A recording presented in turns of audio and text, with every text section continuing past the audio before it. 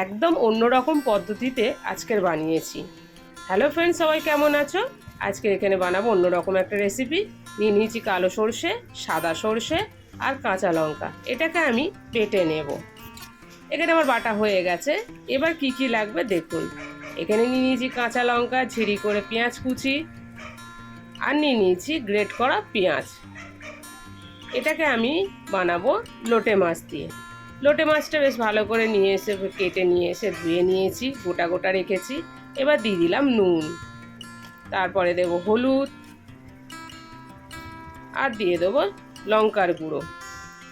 এবার বেটে রাখা উপকরণগুলো একটা একটা করে দিয়ে দেবো। দিয়ে দিলাম গ্রেট করা পেঁয়াজ, বেটে রাখা মশলাটা, আর দিয়ে দিলাম সর্ষের তেল। এটাকে আমি ভালো করে মেখে নেব। এখানে আমার মাখা হয়ে গেছে। এবার আমি ফ্রাই প্যানে সর্ষের তেল দিয়ে দেবো। সর্ষের তেলটা গরম হয়ে গেছে, পেঁয়াজটাকে ছেড়ে দিলাম। পেঁয়াজটা কিন্তু আমি ভালো করে ব্রাউন করে ভাজবো। এখানে আমার পেঁয়াজটা ব্রাউন করে ভাজা হয়ে গেছে। এবার মাছগুলো আমি এখানে দিয়ে দিলাম। এটাকে একটু ভালো করে নাড়াচাড়া করে আমি একবারেই বসাবো। আর কোনোভাবে আমি এটাকে কিন্তু নাড়াচাড়া করব না। দেখতে পাচ্ছেন তেলটা ছাড়তে শুরু করে দিয়েছে।